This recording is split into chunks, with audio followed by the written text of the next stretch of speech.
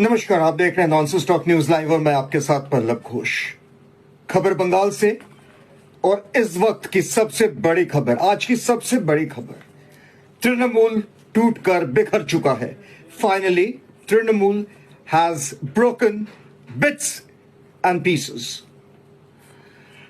एक जमाना था जब तृणमूल को बनाने के लिए ममता बनर्जी ने ठीक इसी तरह से बंगाल कांग्रेस को तोड़ दिया था। आज उसी तरह से मेरे पीछे जिन दो शख्स की तस्वीर आप देख रहे हैं, बंगाल के लोग इन दोनों से भली भांति परिचित हैं, लेकिन जो लोग इनसे परिचित नहीं है मैं बता दूं, मेरे जो दाएं तरफ हैं यह है ऋतव्रत बंदोपाध्याय, ऋतव्रत बनर्जी। ये पहले सीपीआईएम में हुआ करते थे, लेकिन उसके बाद एंटी पार्टी एक्टिविटीज के वजह से इनको बहिष्कार किया गया पार्टी से 2017 में, और उसके बाद ये तृणमूल में आए। और बाएं तरफ जो हैं ये संदीपन शाह हैं, ये भी एमएलए हैं, और ये दोनों इस बार जो इलेक्शन हुआ है बंगाल में, ये दोनों तृणमूल के टिकट पर लड़े और जीते। लिहाजा इनका जो वर्चस्व है वो कई और जो नेताएं हैं, खासकर ममता बनर्जी खुद, जो नंदीग्राम से भी हारी और भवानीपुर से भी हारी, और दोनों जगह शुभेंदु अधिकारी से हारी। शुभेंदु अधिकारी अब बंगाल के मुख्यमंत्री हैं।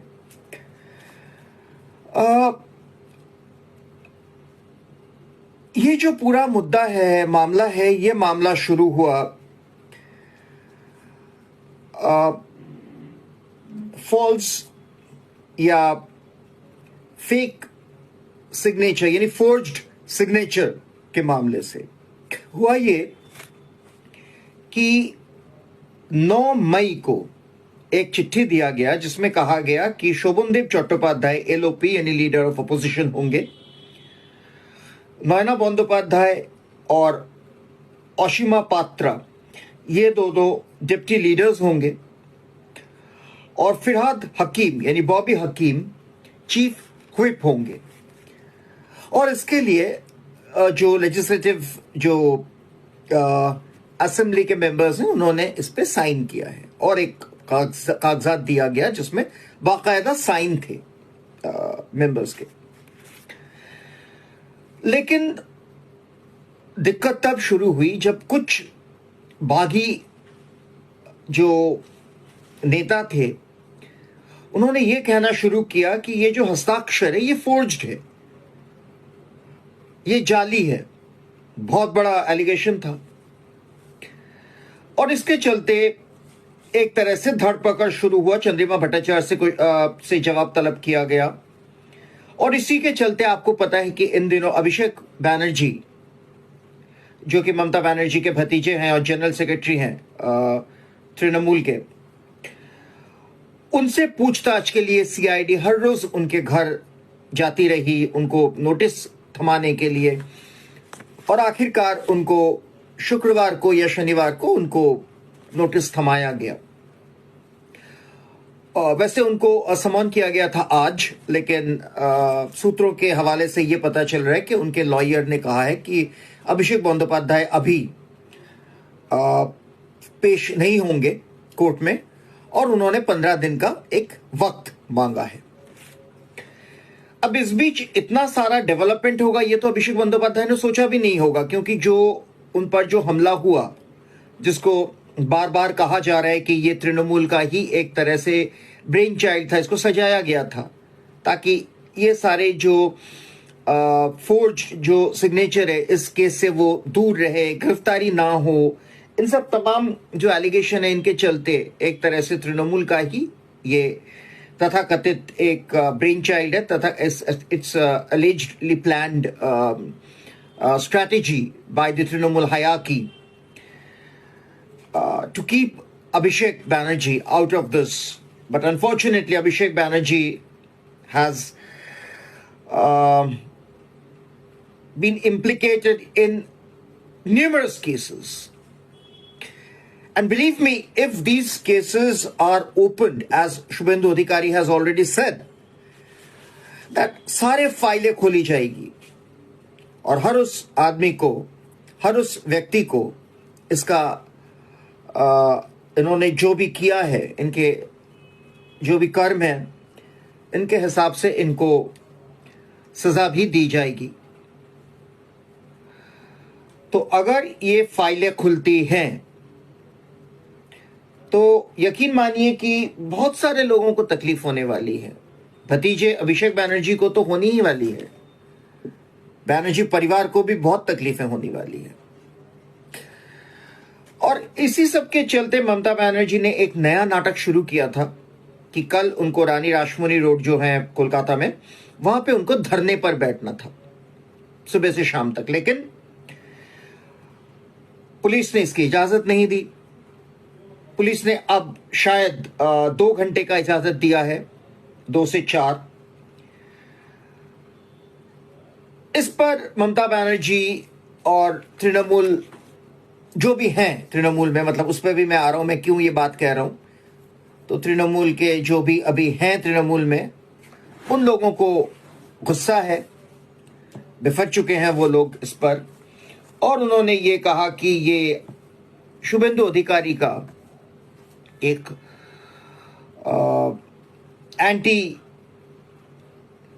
जो भावना है, यानी वो नहीं चाहते कि तृणमूल सभा करे. अगर ये है भी, तो मैं ममता बनर्जी को याद दिला दूं वो वक्त जब उन्होंने कई सारे ऑपोजिशंस के प्रोग्राम कैंसिल किए थे. जब उन्होंने शायद एक बार प्रधानमंत्री या गृह मंत्री का जो चॉपर था वो भी लैंड नहीं होने दिया था, वो दूर दराज जाकर लैंड करना पड़ा था. तो ये सारे जो उन्होंने किया है भारतीय जनता पार्टी के नेताओं के साथ, मंत्रियों के साथ, ये तो definitely it will be paid back in same coins. हाँ, फर्क सिर्फ इतना है कि जब कोई पार्टी सत्ता पे काबिज होता है या होती है तो जाहिर सी बात है कि ये जो पे बैक इन सेम कॉइन्स है, ये विद इंटरेस्ट होता है. तो अब वही हो रहा है. शुभेंदु अधिकारी सरकार गिन गिन कर वही हिसाब वापस कर रही है विद इंटरेस्ट, सूद समेत. खैर, आज का मुद्दा यह है कि जब ऋतुव्रत बैनर्जी और संदीपन शाह का नाम सामने आया, क्योंकि शुभेंदु अधिकारी ने कहा कि इन दोनों ने अर्जी दी है, इन दोनों ने कहा है कि उन्होंने साइन नहीं किया है, और उन्होंने साइन नहीं किया, इसके बावजूद उनका नाम इस्तेमाल करना इट्स अ क्राइम. तो उसके चैलेंज करते हैं. और उन्होंने यहां तक कहा कि ऐसा कुछ भी नहीं हुआ, कि कोई भी लेजिस्लेटिव असेंबली के मीटिंग में ऐसा कुछ कोई तय ही नहीं हुआ था इन नामों पर. तो ये बहुत बड़ा एलिगेशन सामने आया. उसके बाद से खबरों का बाजार गर्म हुआ और धीरे धीरे आज का दिन आया जब ऋतुव्रत बैनर्जी और संदीपन शाह को तृणमूल ने बहिष्कार कर दिया. लेकिन इसके पीछे एक और मजेदार कहानी है. हुआ ये कि इतवार को, हम सब जानते हैं कि इतवार को आमतौर पर ममता बनर्जी अपनी कालीघाट के जो घर हैं, यानी हरीश चैटर्जी स्ट्रीट, वहां पर रेगुलरली सुबह मीटिंग बुलाती हैं, जहां पे एमपी, एमएलए, काउंसिलर्स सब जाते हैं. खाना पूर्ति बन गया है, क्योंकि बहुत लोग उससे निकल के, ये भी हमें सुनने को मिलता है प्रेस में कि भाई क्या करें, जाना पड़ता है. दीदी एक साइड से बोलती रहती हैं, हमें हाँ ना करना पड़ता है, उसके बाद चाय या फिश फ्राई जो भी है ये सब मिलता है, उसके बाद हम चले आते हैं. ये है हरीश चैटर्जी स्ट्रीट के मीटिंग की जो हकीकत. और ये भी एक आला मंत्री के जबानी सुना हुआ है. खैर, कल इसी तरह से मीटिंग बुलाया गया, 80 एमएलए उसको बुलाया गया था. मुद्दे कई सारे थे. मुद्दे सीआईडी वाला ये मुद्दा था, मुद्दा अभिषेक बैनर्जी पर जो तथाकथित हमला हुआ है, सो कॉल्ड जो अटैक हुआ है, क्योंकि सब लोगों का तो यही कहना है कि ये जो अटैक था ये प्री प्लान था, ये एक स्ट्रक्चर्ड अटैक था अभिषेक बैनर्जी पर। और तभी तो तमाम अस्पताल जिन जिन में अभिषेक बैनर्जी को ले जाया गया उस दिन देर शाम या रात को, सबने कह दिया कि ऐसा कोई इंजरी नहीं है कि इनको अस्पताल में भर्ती करने की जरूरत है। हालांकि ममता बनर्जी इसी पे अड़ी हुई है कि ये शुभेंदु अधिकारी का एक तरह से मास्टर प्लान था कि वो नहीं चाहते थे कि अभिषेक बनर्जी का ट्रीटमेंट हो। अब साहब, अंडे फेंकने से तो कोई इतना भी इंजर्ड नहीं होता है कि उनको अस्पताल में भर्ती करें। हाँ, ममता बनर्जी का एलिगेशन ये है कि उनको ईंट और पत्थर से मारा गया, तो ईंट और पत्थर कहीं दिखे नहीं। और सबसे बड़ी बात है कि ममता बनर्जी क्या कहती है क्या नहीं कहती है, इस पर मतलब तूल देने की कोई जरूरत नहीं है, क्योंकि जैसा मैं हमेशा कहता हूं कि ममता बनर्जी के तर्क, ममता बनर्जी के लॉजिक्स ये माशाल्लाह है। जैसे रिगिंग के मामले में वो बार बार एक ही बात कहे जा रही है कि रिगिंग हुआ है, 128 सेंटर्स पर रिगिंग हुआ है, उन्होंने खुद देखा है, उनके पास रिपोर्ट है। यहां तक कि उनको मार मार कर जो सेंट्रल फोर्स जो ऑफिशियल्स थे, सेंट्रल फोर्स के जो पुलिस वाले थे, उन लोगों ने उनको मार मार कर भगा दिया जब वो 1300 वोट से 13,000 वोट से जीत रही। तो ये सारी कहानियां ममता बनर्जी के हमेशा मनगढ़ंत है। इस पर आप चाहें तो आप इनको इंपॉर्टेंस दें, लेकिन जिन लोगों को उनकी कहानियों के बारे में पता है वो लोग इन चीज को इंपॉर्टेंस नहीं देते हैं। इसलिए हमें पता है कि ये सारी कहानियां मनगढ़ंत है, और यही सारी कहानियां वो बोलने के लिए कल रानी रासमोनी रोड जो है वहां पर इन्होंने धरने का गुहार लगाया था। थैंक गॉड धरना कैंसिल हो गया। अब ममता बनर्जी को कम से कम सुबह से शाम तक लोगों को नहीं सुनना पड़ेगा। अगर वो चाहें तो 2 घंटे रहेंगी, 2 घंटे बाद पुलिस उसको वहां से खदेड़ देंगी। अगर नहीं उठती है तो जाहिर सी बात है अब पुलिस की कार्रवाई होगी, क्योंकि टाइम दिया है 2 घंटे का। अगर वो चाहें 2 घंटे में नॉर्मल अपना धरना खत्म करके स्पीच जो भी देना है, बकवास जो भी करना है करके वो उठ जाएंगी तो ठीक है। लेकिन अगर वो ये सोचती हैं कि नहीं कल इसको हम इशू बनाएंगे और कल हम उठेंगे नहीं वहां से, हम उसको खींचेंगे, तो जाहिर सी बात है शुभेंदु अधिकारी कह लीजिए या जिनकी भी पुलिस हो वो उनको वहां से खदेड़ देगी जबरन। अगर उसके बावजूद ममता बनर्जी अपना ये एरोगेंस, अपना ये डिफाइंस दिखाएं तो obviously she will be arrested. खैर, अब जो मैं कहने जा रहा था वो ये था कि कल कालीघाट में मीटिंग था। 80 एमएलओ को बुलाया गया था, एमएलए को, विधायकों को, लेकिन उनमें से करीब 61 विधायक आए नहीं। मतलब जिस मीटिंग को एक वक्त ये था कि आपको आना ही पड़ता था, ममता बनर्जी ने अगर मीटिंग बुलाई है, कल ये हुआ कि 61 एमएलए इस मीटिंग से नदारद रहे। बहुत बड़ी बात है। मतलब 61 विधायकों ने बागी होने का सबूत दे दिया। और आज हुआ ये कि करीब 21 या 22 जो एमएलए हैं, इन लोगों ने ऋतुव्रत बैनर्जी और संदीपन शाह के साथ एक 5 स्टार होटल में मीटिंग की। वहां जाहिर सी बात है आगे की स्ट्रैटेजी प्लान हुई। और इसके बाद जो अभी सुनने को मिल रहा है वो है करीब 50 से 55 एमएलए ने तृणमूल के खिलाफ अपने बागी होने का सबूत दे दिया है, और उन्होंने ऋतुव्रत बैनर्जी के नेतृत्व में जो तृणमूल की नई शाखा या नया फैक्शन बन रहा है उसमें ये लोग शामिल हो गए हैं। So now the thing is, it will be very interesting to see whether this Trinamool survives or the new Trinamool comes up. If this Trinamool survives, then there will be hardly 10 or 15 people. And if this Trinamool perishes, because don't forget, Supremo herself has lost the election. So एक तरह से तृणमूल का जो आज जो hush हुआ है, जो टूट के बिखर गया है, ये होना ही था। ये तो हमने पहले भी कहा था। हाँ, थोड़ा टाइम ज्यादा लगा। हमने ये कहा था कि 48 घंटे के अंदर अंदर तृणमूल टूट के बिखर जाएगा। एक तरह से टूट तो 48 घंटे से पहले ही शुरू हो गया था। और ये जो टीएमसी एमएलए हैं बहारुल इस्लाम, अरूप रॉय और शुभाशीष दास, इन लोगों ने ऑलरेडी कन्फेस कर दिया है सीआईडी के सामने, उनके इन्वेस्टिगेशन के सामने, जो हाँ साहब कोई ऐसा सिग्नेचर नहीं हुआ था.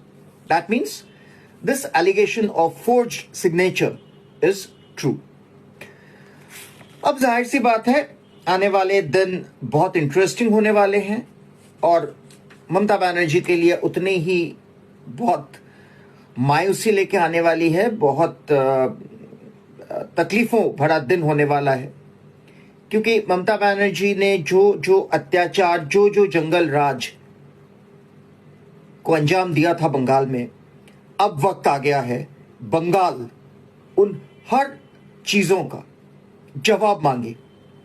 और शुभेंदु अधिकारी ने, जैसे कि मैंने कहा, कह ही दिया है कि हर वो फाइल खोली जाएगी जिसमें तृणमूल की गलतियां, तृणमूल के अत्याचार, तृणमूल की तानाशाही, तृणमूल के जंगल राज के बारे में लिखा है.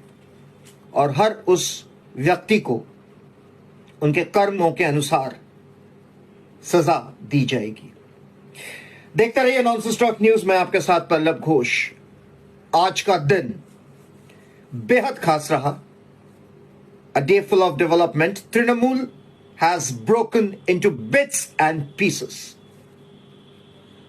Now Mamata Banerjee will have to find fresh set of people to join Trinamool. I don't know how many people will join now.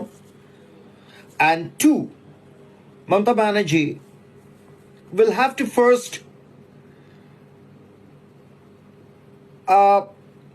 make these MLAs who have decided to turn their back on the existing Trinamool to reconcile, because she may say that we will build Trinamool with a new set of army. ये इतना आसान नहीं है. अब तृणमूल में जाएगा कौन? तृणमूल में जाएगा भी क्यों? ना तो तृणमूल एक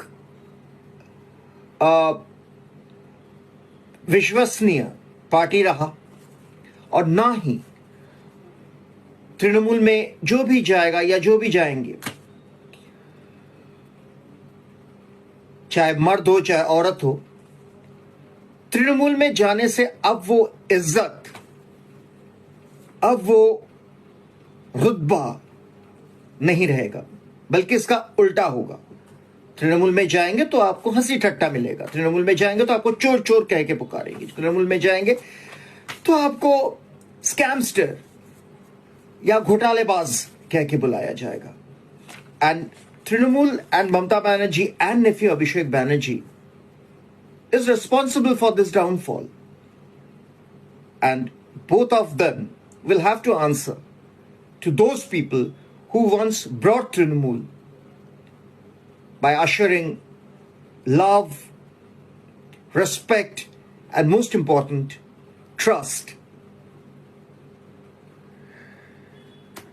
देखते रहिए नॉनसेंस टॉक न्यूज. मैं आपके साथ पल्लव घोष.